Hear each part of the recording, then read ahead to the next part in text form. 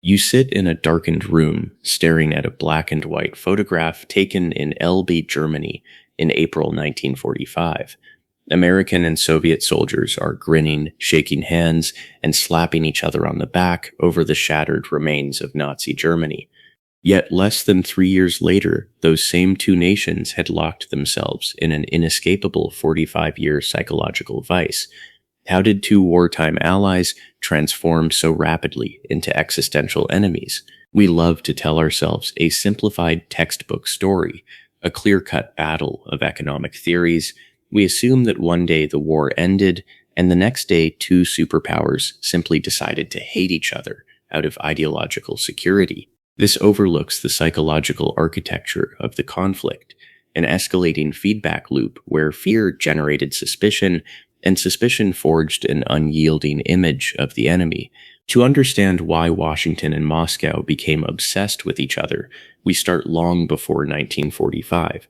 The United States and the Soviet Union were never natural allies. Ever since the Bolshevik Revolution of 1917, deep-seated distrust had defined the relationship.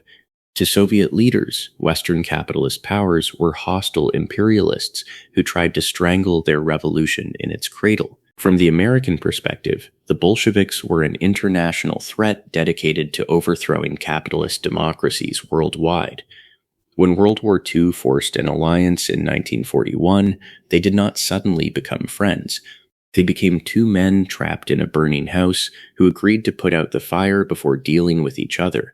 The moment the fire was extinguished, they were left alone in the ashes, staring at each other with loaded weapons in a massive power vacuum. In 1945, the traditional European powers lay ruined. Only two colossal powers remained standing. Now ask the fundamental psychological question. What happens when the world's two strongest powers possess zero baseline trust and find themselves face to face with no mediating authority between them? Look at the Soviet psychological experience. Russia had been invaded from Western Europe 3 times in a single century, by Napoleon in 1812, by Kaiser Wilhelm in 1914, and by Adolf Hitler in 1941. In World War II alone, 27 million Soviet citizens were killed. When Soviet leadership looked at Eastern Europe after 1945, their demand for control over Poland and Hungary was a non-negotiable security requirement. They needed a physical buffer zone so that another European invader could never march across the Polish plains to Moscow again. Now flip the camera and look through the American lens. From Washington's vantage point, the Red Army was not establishing a defensive buffer. It was ruthlessly installing puppet communist dictatorships and establishing an Iron Curtain. American leaders had just fought a world war to defeat aggressive totalitarianism. When they saw Soviet troops remaining in Eastern Europe, they concluded that if they did not stand firm, Soviet communism would swallow Europe piece by piece. Humans do not respond to physical reality. We respond to our psychological interpretation of reality. The Soviet Union viewed its control of Eastern Europe as a defensive buffer. The United States viewed that exact same control as offensive expansionism. Conversely, American military bases in Europe were seen by Washington as defensive containment, but by Moscow as offensive encirclement. Same behavior, opposite psychological meaning. Both sides possessed historically grounded reasons to be terrified, but in international relations, fear does not generate objective reflection. It generates mutual suspicion. This brings us to the psychological engine that powered the entire Cold War, the security dilemma. It occurs when actions taken by one nation to enhance its security are interpreted by a rival as a threat to its own security, prompting counteractions that ultimately leave both sides less secure than before. Nation A builds weapons because it is afraid. Nation B sees those weapons, becomes terrified, and builds twice as many. Both sides end up sprinting toward mutual destruction because they are trapped in a single devastating psychological sentence. I am afraid of you because you are afraid of me. Leaders in Washington and Moscow sold policy by offering their citizens a sanitized image of moral purity. They presented their own nation as an unblemished defender of peace, while painting the opponent as a sinister, unreasoning aggressor. Confidence is quiet, desperation is loud. Once a country is categorized as the enemy, a rigid cognitive model takes hold. Confirmation bias ensures that every ambiguous move, a diplomatic speech, a railway line built in Poland, a trade agreement in Asia, is interpreted as further proof of a master plan for world domination. We amplify this distortion through the fundamental attribution error. When we perform a military action, we explain it through situational necessity. We are protecting our nation. But when our enemy performs the exact same military action, we explain it through dispositional flaws. They are doing it because they are inherently oppressive and bent on conquest. When two nuclear-armed superpowers view each other through this lens, rational diplomacy collapses. You cannot negotiate with a rival whose motives you believe are inherently evil. In March 1947, the Truman Doctrine signaled a shift in American strategy. Distant regional conflicts in Greece or Turkey were no longer viewed as isolated events. They were framed as frontline battles for the survival of human freedom itself. This established a precedent. If any country anywhere on Earth fell to communism, it was interpreted as a direct threat to American national security. To Washington, the Marshall Plan was a constructive economic program designed to rebuild war-torn democracies. To Moscow, the Marshall Plan was an insidious form of American economic imperialism, designed to buy political control over Europe, tie economies to Wall Street, and isolate the Soviet Union. The Berlin blockade of 1948 served as a prime psychological confrontation. When Stalin attempted to starve West Berlin into submission by cutting off land access, the United States organized the Berlin Airlift, supplying over 2 million citizens by air for 11 straight months. It became a psychological victory, proving that American determination could match Soviet pressure without resorting to war. When NATO was formed in 1949 as a mutual defense alliance, American leaders intended to protect Western Europe from invasion. But to Soviet leadership, NATO was a hostile military coalition encircling the Soviet homeland with air bases. The cycle was complete. American containment intended to create security, but caused Soviet panic. Soviet countermeasures intended to protect Russia, but triggered American hysteria. This obsession centered on unobservable intentions. Intelligence agencies could count an opponent's tanks and bombers, but they could never see inside an opponent's mind. This created a permanent state of uncertainty.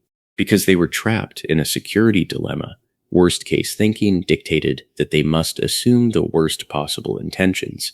In October 1957, the Soviet Union launched Sputnik 1. It was a small orbiting metal sphere, but psychologically it proved that the Soviet Union possessed intercontinental ballistic missiles capable of delivering nuclear warheads to American soil.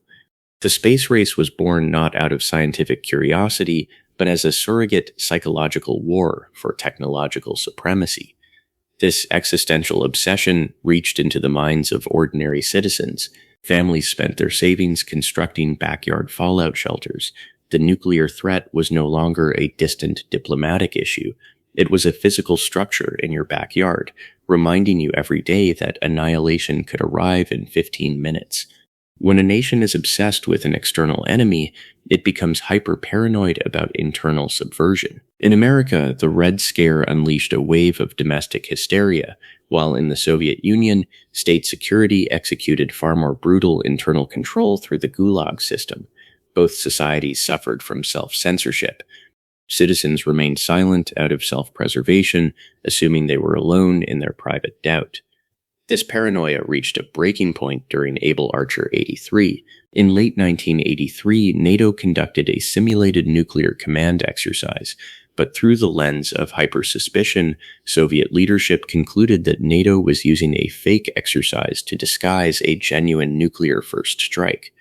The Soviet Union placed its nuclear forces on high alert and prepared its missiles for launch. Soviet leaders sat with their fingers on the button, while Western leaders had no idea their routine exercise was being interpreted as an attack.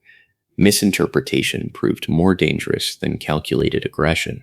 In a system where paranoia reaches a critical mass, routine defensive practice looks like imminent destruction.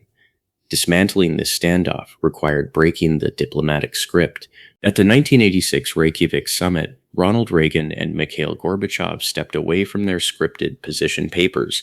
They sat across from each other, sharing a genuine horror of nuclear annihilation, proposing extraordinarily ambitious reductions that panicked their national security bureaucracies. In 1987, they signed the Intermediate Range Nuclear Forces Treaty, destroying an entire category of weapons. De-escalation succeeded because both leaders realized that mutual survival required transcending the loop. They stopped managing a conflict and started managing their own internal fear. This psychological analysis does not suggest that the Soviet dictatorship and American democracy were morally equivalent. The Soviet Union was a totalitarian system that murdered political dissidents and crushed democratic uprisings. The United States was a constitutional democracy with a free press and independent courts. Regardless of those regime differences, the people in Washington and Moscow were governed by the exact same evolutionary brain structure. Both sides were subject to the same perceptual mechanics that turned two traumatized nations into mirror images of mutual paranoia. The stakes remain high because the human brain has not evolved since 1945. The cognitive biases that fueled the Cold War are currently weaponized by digital algorithms. Social media platforms are engineered to outrage, filtering information and constructing digital enemy images that mirror Cold War paranoia. We live in an era of digital security dilemmas.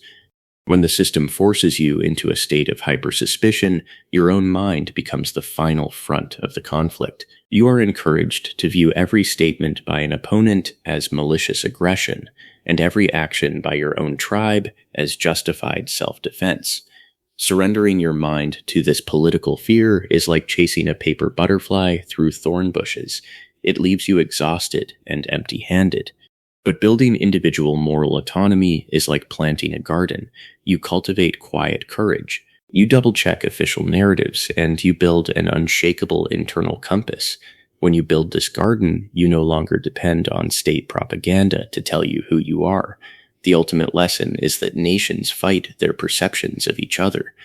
True freedom requires standing firm in your private truth when the swarm goes mad.